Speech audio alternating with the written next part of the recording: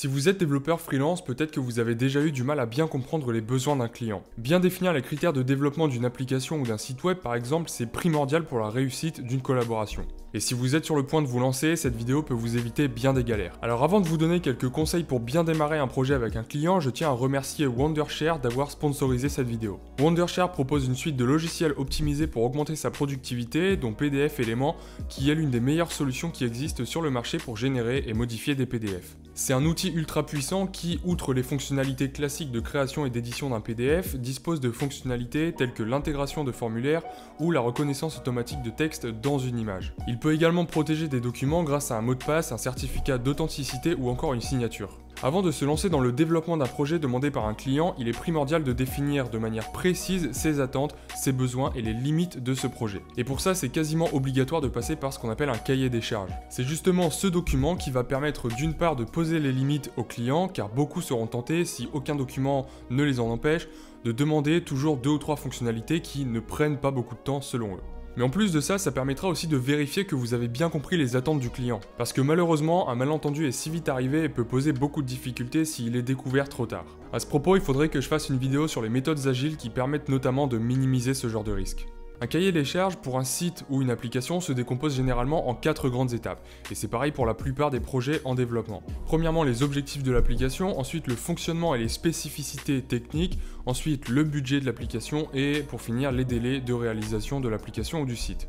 Dans chaque partie, on peut avoir une série de plusieurs questions, que ce soit des réponses courtes, des paragraphes, ça peut être aussi des cases à cocher, des valeurs à donner sur une certaine échelle, enfin bref, tout type de questions qui puissent permettre aux développeurs de comprendre au mieux les attentes du client. Dans la partie concernant les objectifs, on va commencer généralement par détailler le contexte. Le client peut expliquer par exemple pourquoi il a besoin d'un site et à qui il va être destiné. Ça pourrait être par exemple pour augmenter sa visibilité de son entreprise, pour vendre des produits en ligne ou une application pour créer une version bêta d'un réseau social pour tester un business model par exemple, tout simplement. Ce ne sont pas des questions qui vont servir directement au développeur pour mettre en place le projet, mais ça lui permettra de cerner le niveau d'exigence qu'il va devoir y mettre. Ensuite, toujours dans la partie objectifs, on peut également ajouter une section sur les ambitions, c'est-à-dire les objectifs commerciaux chiffrés.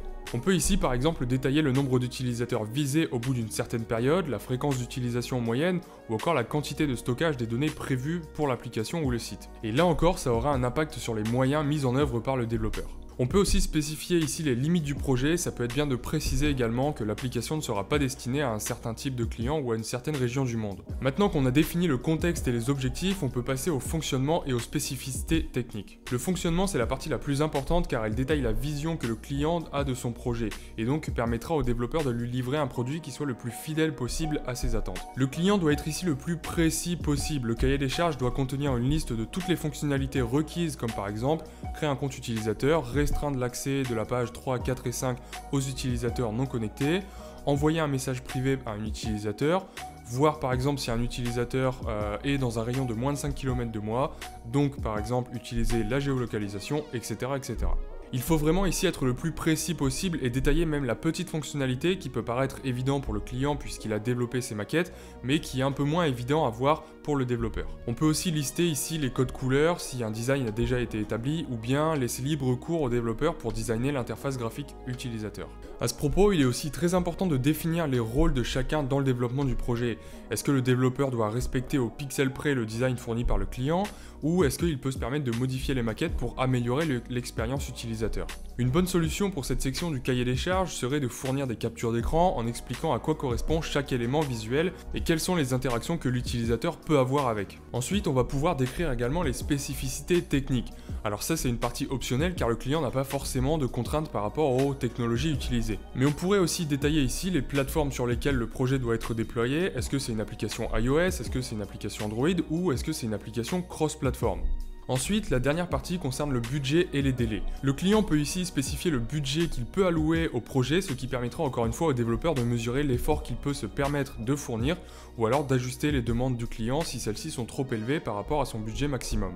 On peut fournir un budget global ici, qui pourra ensuite être détaillé en plusieurs étapes dans le devis. Et puis enfin, on termine aussi par les délais qui là encore permettront aux développeurs de savoir si le projet est réalisable pour sa part, car on a tous des emplois du temps différents et peut-être qu'un client aurait des attentes trop élevées pour nous.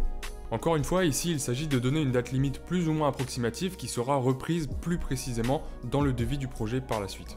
Donc voilà, c'était les 4 grandes parties d'un cahier des charges. Je vais pas plus détailler parce que après sinon on rentre dans les questions plus spécifiques à un projet en particulier. Mais ici le plus important surtout c'est de faire un cahier des charges le plus détaillé possible et si possible adapté à votre type de service. Pour vous aider à rédiger votre premier cahier des charges, j'ai mis dans la description un lien vers plusieurs types de modèles que vous pouvez télécharger et qui pourra vous servir de très bonne base pour débuter. Et du coup, PDF Element dont je vous ai parlé en introduction est un très bon outil pour rédiger des documents comme le cahier des charges par exemple. C'est un outil qui peut considérablement augmenter votre productivité grâce aux fonctionnalités telles que la conversion d'un document texte en PDF en un clic, la possibilité de fusionner plusieurs PDF, d'ajouter des notes, des commentaires ou d'éditer un PDF sans repasser forcément par le format texte. Et sa fonctionnalité la plus intéressante, c'est de convertir une image avec la reconnaissance automatique de texte. Et ça, je me suis rendu compte une fois à l'avoir utilisé que c'était vachement pratique. Ce que j'aime vraiment avec ce logiciel, c'est qu'il peut englober toutes les fonctionnalités, toutes les utilités qu'on a d'un logiciel de PDF. Pour lire et étudier des documents, il propose tous les outils d'annotation. Pour une utilisation plus créative, il propose toutes les fonctionnalités d'édition d'un PDF. Et pour une utilisation un peu plus professionnelle, comme pourrait en avoir un freelance, il embarque également des outils pour sécuriser ses documents. On peut par exemple signer un PDF en un clic, le protéger par un mot de passe ou par des permissions par exemple. Moi personnellement, je l'utilise pour créer des formulaires que j'envoie à mes clients, que ce soit un cahier des charges ou un formulaire de satisfaction par exemple. Mais il sert aussi pour les factures et c'est très pratique parce que vous pouvez partir d'un modèle au format PDF que vous pouvez ensuite modifier pour chaque client sans devoir forcément repasser par le format Word.